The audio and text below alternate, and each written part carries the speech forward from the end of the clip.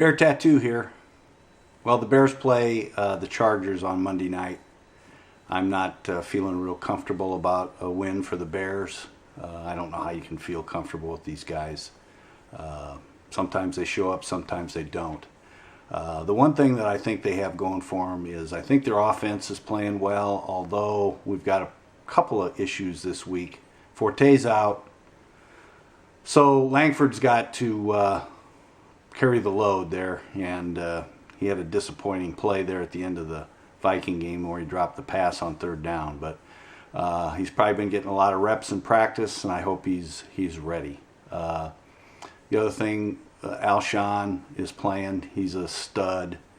Martellus seemed to be more inclined to catch the ball last week, so I'm hopeful that they work him into the game plan. Eddie Royal's hurt.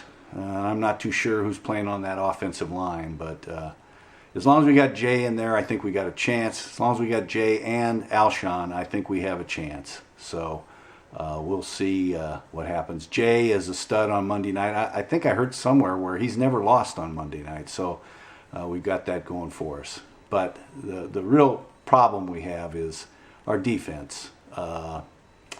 And Phillip Rivers is a threat. I mean, that guy, he's never won the big one, and he always seems to find a way to lose out there in San Diego. But let me tell you, he can take the ball down the field in the fourth quarter and beat you, and that's normally his way of operating. He usually is pretty good at that. And these Monday night games, Sunday night games, they all seem to go down to the wire.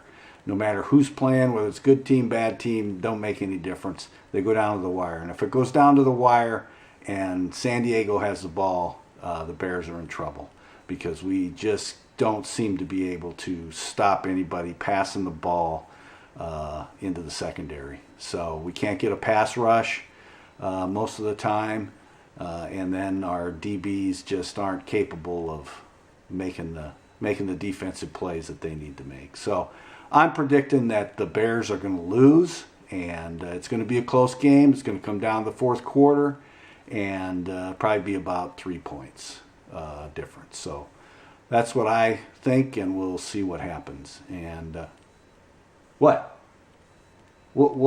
you want on here again this week? Okay.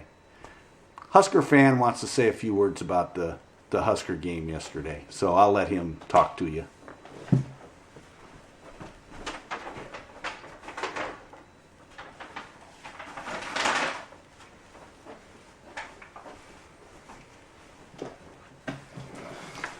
All right, Big Red fans out there, yeah, I know you're all excited. You all think, oh, great, we beat Michigan State, and everything's great, and everything's peachy, and we're on our way, and all that. Well, hold on, because there's a lot of things that happened in that game that went the Huskers' way, and because of that, they won. So don't think this is a trend, because let's see if they can win more than one in a row. And, you all think I'm a Husker hater, but I'm not. I've been a Husker fan all my life, and I want them to win. But I don't think they can win with this coaching staff. And there's a couple of things that happened in the game that you just got to think about. What are they thinking about? And one of them was they were inside the 5-yard line. I think it was the second to last touchdown. And Amani Cross has been pounding that ball all night long, 5, 6, 7 yards a crack. And they get down inside the 5 in the fourth quarter. And who do they put in the game to run the ball? Newbie. What the heck is Langsdorff thinking?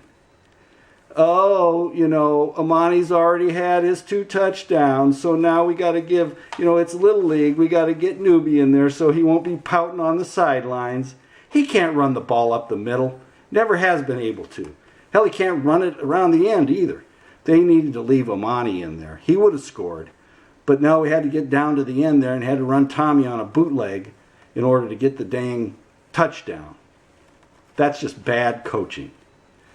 The other thing that just shows that they don't know what they're doing, and the problem I have is I have to agree with Brian Greasy on this one, was what are we doing chasing points with 13 minutes left in the fourth quarter and going for a 2-point conversion? That was just ridiculous. because you don't make it. Then, if you score a touchdown, instead of being 3 points behind, you're 4 points behind. Come on. Can you guys do math on the sidelines? Anyway, so that was one mistake. Then the next mistake is, and I understand what they did. They went for 2 at the end of the game there with 17 seconds left. They're thinking, oh, if we get this 2-point conversion, we'll be 3 points ahead. If they kick a field goal, it's a tie game.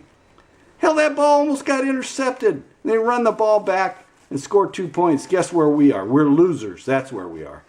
Kick the damn ball and then kick it off. And then when you kick the ball off, don't kick it to the guy on the 30-yard line so that they end up with the ball at the 40. Kick it deep.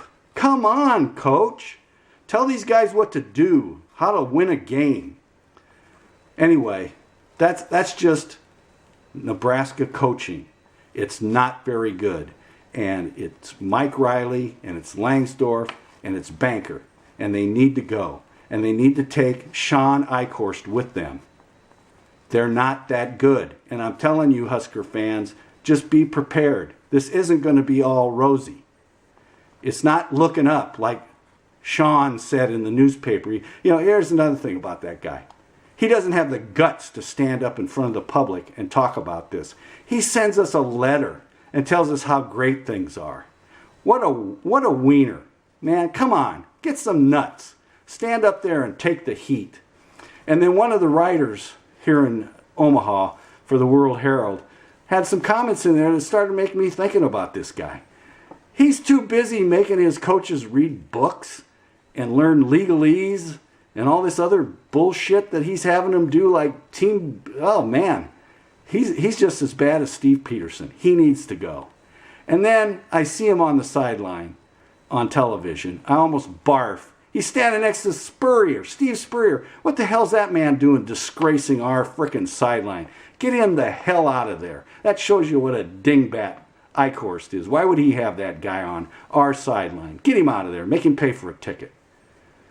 Anyway, I hope they win next week at Rutgers. I hope they win when Iowa comes to town.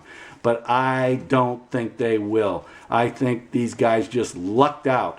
And they lucked out because of a couple of things. Tommy Armstrong, Jordan Westerkamp, and Imani Cross. Those guys played their ass off last night. And so did the defense in most cases. But I just don't think the coaching is there. I don't think the scheme is right. I don't think they call the right plays. I don't think they put the personnel and the talent that they have on the field when they should be putting it on the field. So hopefully things will change. And they'll change with Eichhorst getting the hell out of there and taking Riley with him.